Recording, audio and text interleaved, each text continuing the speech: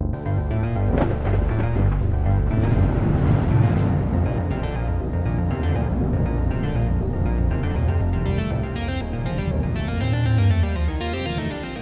everyone, and welcome back to another episode of Mysterious Huntsman, episode 14. Tonight we're going to hear from Amber, who went to a trade school in Kentucky and had tons of paranormal activity. And after doing some research, it seemed like the whole place was just filled with it. So let's sit back and listen to Amber's story, and then stay tuned a little bit later on for another story by a reader. Hey Amber, this is Paul with the Mysterious Huntsman. How are you doing tonight? I'm doing good. And you, Paul? I'm doing great. And I'm so glad you called because you have an incredible story.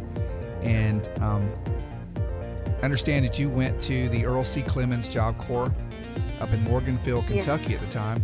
And after doing some research, that place is amazingly haunted.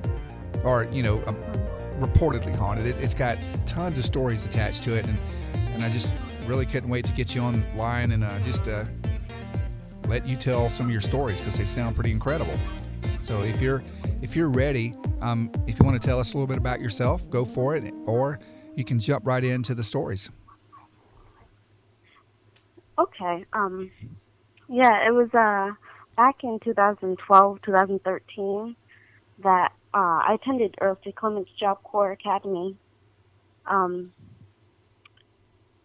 there's this one area in the back of the center that the students would know or have been told as a ghost town. That's what they called it.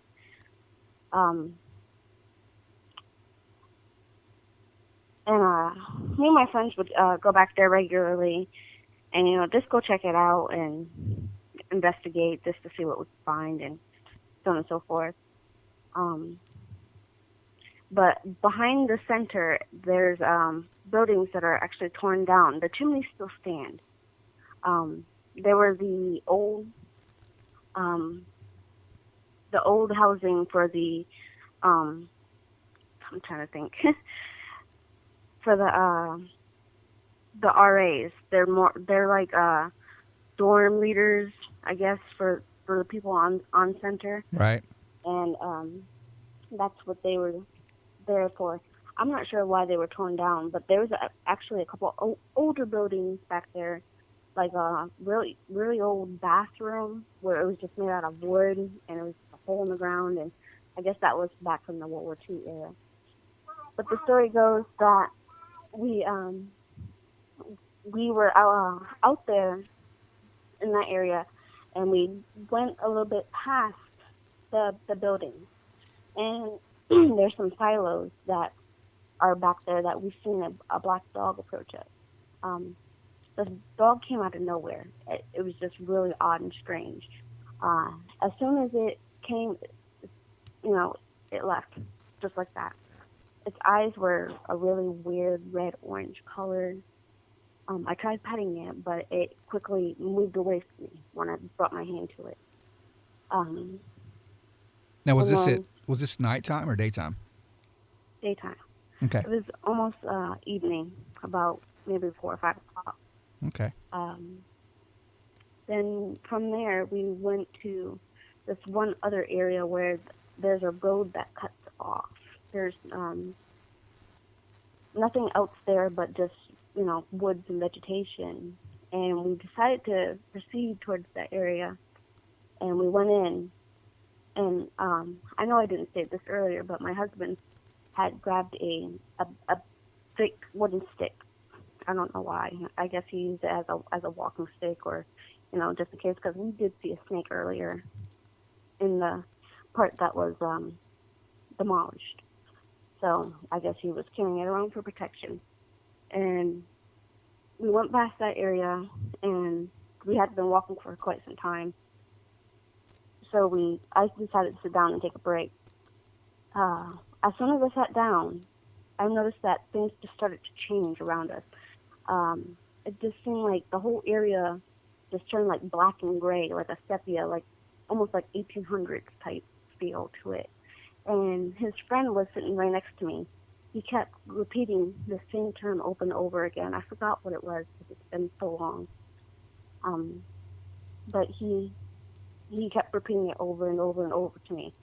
And I looked at my husband. He was standing straight up in front of me, and his eyes went from blue, icy blue, to dark gray. And I noticed right then and there that something was off, something was not right. And I'm looking around like, okay, what's going on? And you know, within like a minute or two, everything went back to normal. It seemed like the wind had stopped. It was just really unnatural, and everything came back to normal. And my husband was telling me that he had a vision, or he was contemplating on bashing my head in with the stick that he had.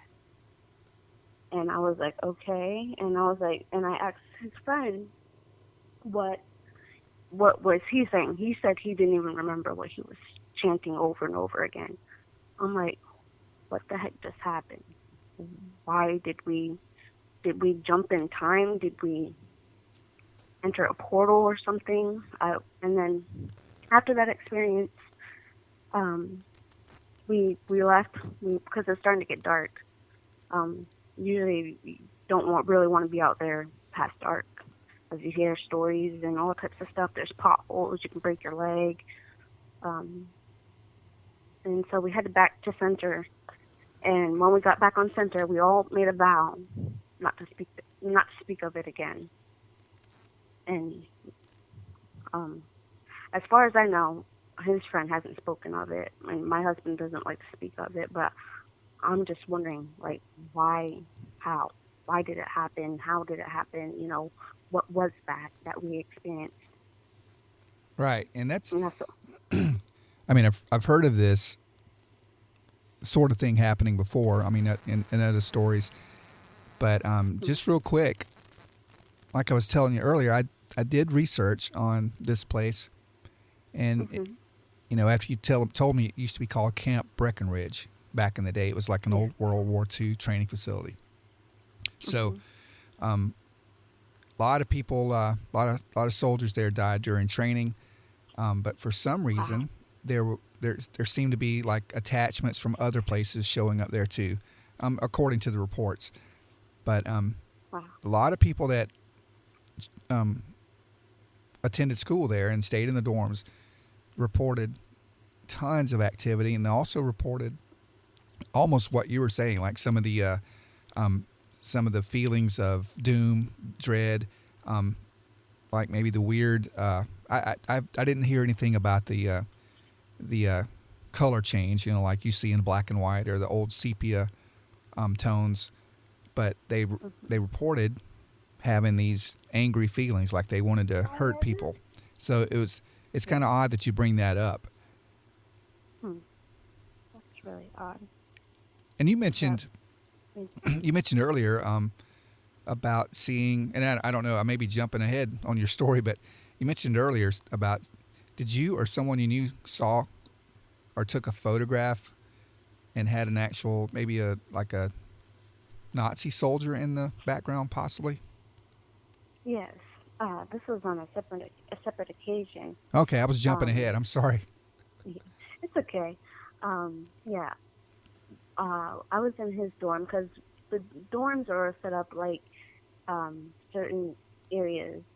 We have like the 3s, the 400, the 900, and they're all clustered together. It's like maybe 3 or 4 buildings all together, and it houses Job Corps students. So we was in his dorm in the lobby watching a movie, and I like to take pictures. So we took a picture, and in the background you see a shadow of I believe it was a soldier, a German soldier, because he's doing the salute behind us, and it looks like his head is actually cut off. And, wow. Yeah. Now, is there any way I could, you could send me a copy of this picture? I don't have a copy of it, but I did send it to my teacher. I'm not sure if she still has the picture, but I can certainly ask her if she still has it. Oh, I would love to. She keeps to. a lot of pictures and stuff, and because the students have so many stories to tell Oh, I about bet. things being haunted. I would love to see that picture, and also, I mean, if you know of anyone else that went there that would like Hmm. to come on and tell me their story, or even your teacher, any teachers that you know, that would be awesome. Yeah. Okay. Now you I meant, sure will. yeah, that'd be great. I'm like I said, I'm sure there are tons of reports there. I mean, you can find them online, but um, think Yeah. about the people that actually maybe were afraid to tell their stories to anyone, because Yeah. the place seems to have a quite a history of this type of activity. Now, It does. is it currently still in use? Yes. Okay. It's still up and running. Um, and this is another story, but uh, they do have a road. If you do look on the on Google Maps, it's called Popcorn Road. Over on that side of the campus, there was a factory over there that was a popcorn factory. Um, I believe some students went there at night and caused something to happen. This was like way back, maybe in the 70s or 80s, and the popcorn factory burned down. I believe they said that a couple people died in that fire as well. So, and that area is haunted as well, the popcorn factory. Okay. Hmm.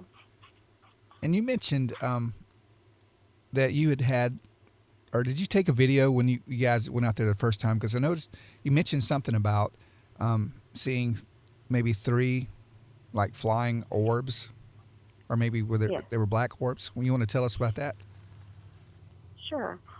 Um, when uh, before we went to the area where the road cuts off, I had taken my phone out and recorded the area. I'm not sure why, but I just did. And when I viewed it back at the center that later that evening, I noticed that there was three dots flying in the sky, and I don't know what it was because there was no birds in the area. There's no chirping, no birds, nothing flying. And I'm like, okay, what is this?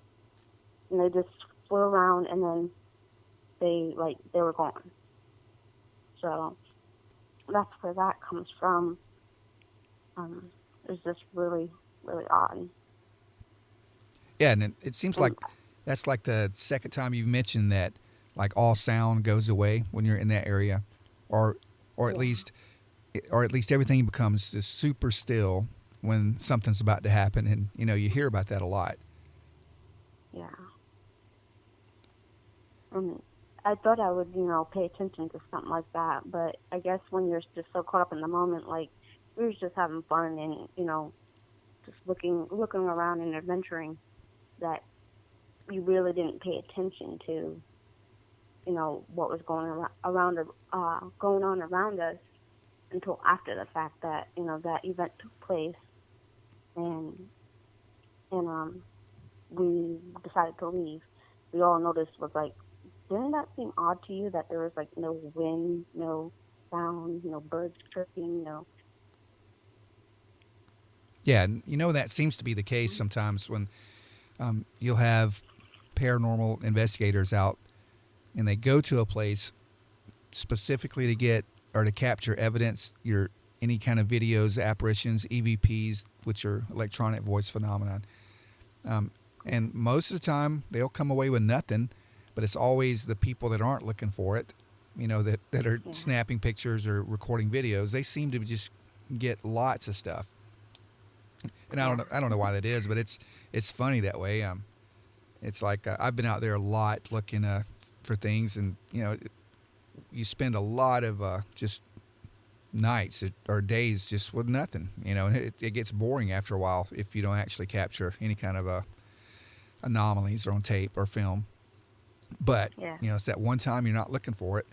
Um, that's when you see it, and a lot of times, you know, if you listen or if you're speaking to someone who's saw like a UFO or a Bigfoot or what they think might be Bigfoot or ghost or anything, they don't really have time, or like you said, they don't think about grabbing the phone. They're kind of caught up in the moment, like you were talking about. They don't think about Yeah. grabbing cameras or phones or anything to take that picture. They're just like, in awe of what's going on around them. Yeah. But Well, I had wanted to add this. One of because I had posted it in the story in another group, in a group that I'm a part of that has hauntings and paranormal stuff, and one person commented and had said that they had noticed that, because I took screenshots of the area where this happened at, and they noticed that on each side there's farmland, but the area that we were in when this happened wasn't part of the farmland. It was like the people knew or sort of had an insight of that land, and it was like they avoided it at all costs, and it was just really odd that I noticed that after. yeah, it is interesting. Yeah. Well, all right. Well, Amber, I appreciate you so much coming on and telling me your story. And like I said, if you ever hear from any teachers or any other friends that were there, I would love to hear from them. You can bring them on, or you can turn them to my page, and Sure. like I said, I'd love to have all the stories I could get off the place. Yes.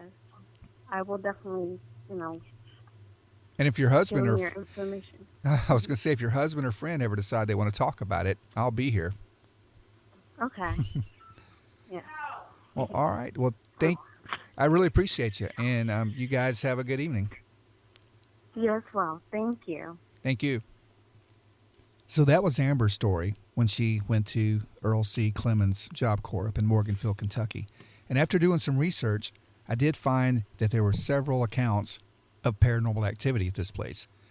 So here's a story that I found online regarding this place that used to be called Camp Breckenridge. Has anyone ever heard of the Earl C. Clemens Job Corps Academy in Morganville, Kentucky? It's built on top of a World War II Army barracks by the name of Camp Breckenridge. You could research it if you like. Just call me Alice. And I went there in the early 2000s. And anyone who reads this, if you've been there, you know exactly what I'm talking about. Because the following encounters are 1000% true. When I first arrived there, I could feel the spirits. Some were angry and violent. Some were mischievous. Some seemed to be lost and confused. As I constantly state, I'm asensitive, so sometimes I see them, but most of the time I feel them. It was just me and another girl from Chicago that arrived together, so they bunked us in the same room with two other girls in dorm room 604, which was a co-ed dorm, boys on one end, girls on the other. After our tour of unpacking, we all went for lunch and spent the rest of the afternoon getting to know each other and talking.